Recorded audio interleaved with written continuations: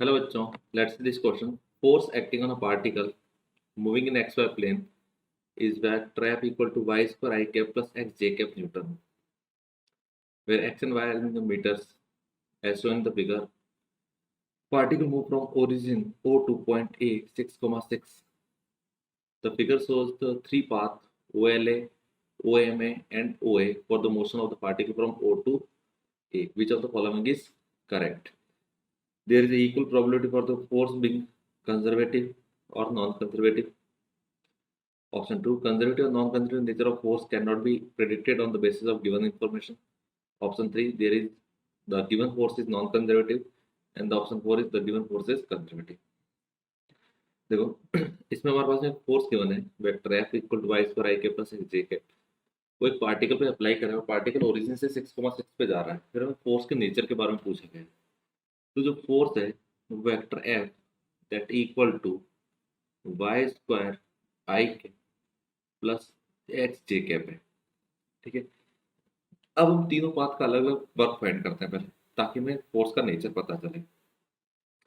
तो पहला पाथ हम चूज करते हैं ओ एम ए वाला पाथ। सबसे पहले ओ एम पे जाते हैं। ओ एम में देखोगे तो जो ओ एम पाथ पे है डिस्प्लेसमेंट वाई डायरेक्शन में हो रहा है, तो एक्स डायरेक्शन का फोर्स है, उसका वर्क डन कितना हो जाएगा? जीरो हो जाएगा। कौन से फोर्स का वर्क आएगा? सिर्फ वाई डायरेक्शन के फोर्स का वर्क आएगा एफ वाई। कितना होगा? इंटीग्रेशन ऑफ वाई डायरेक्शन में कितना है?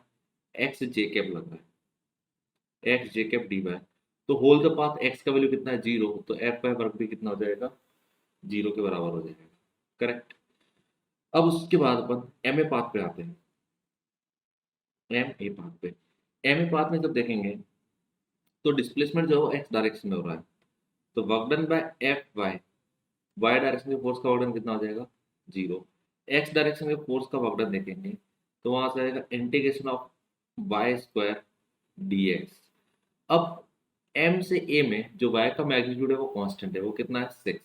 तो हो जाएगा इंटीग्रेशन ऑफ 36 dx। लिमिट कहाँ से कहाँ तक? 0 से 6 तक। तो हो जाएगा 36 into X, limit 0 to 6, that is equal to 216 joule. So जो पाथ अपना है ओ एम ए, उसके अंदर टोटल वर्क डन कितना हो जाएगा? 216 जूल। क्लियर?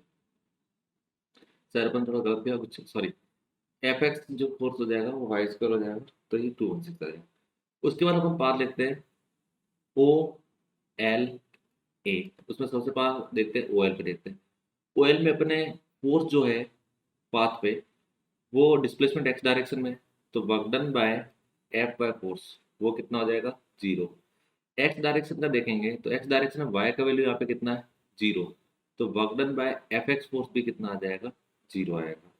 फिर हम देखेंगे एल ए पाथ पे। एल ए पाथ में डिस्प्लेसमेंट वाई डायरेक्शन में हो रहा है, तो work done by F x direction, F x force का कितना हो जाएगा? जीरो एल ए पाथ में। वाई डायरेक्शन में जो देखेंगे तो यहाँ से क्या आएगा? Work done by F y that is equal to integration of x into d Y.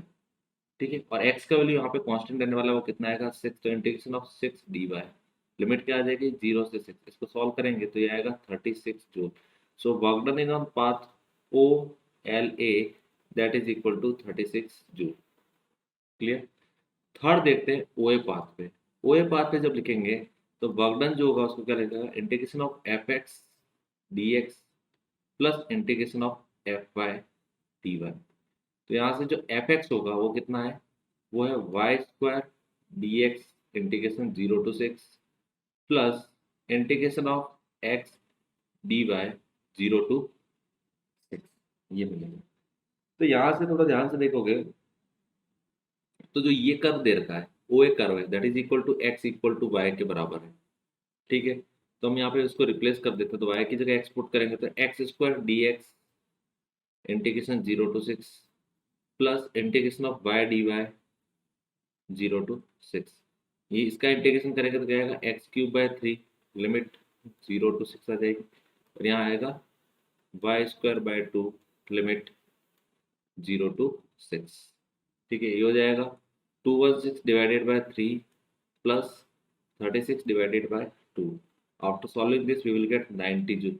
अब यहाँ से हम ऑब्जर्व करेंगे कि तीनों पार्ट पे जो वर्क डन आ रहा है वो डिफरेंट आ रहा है।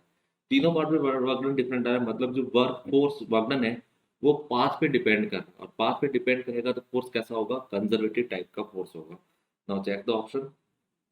There is equal probability for the force being conservative and non conservative, possible ही नहीं है।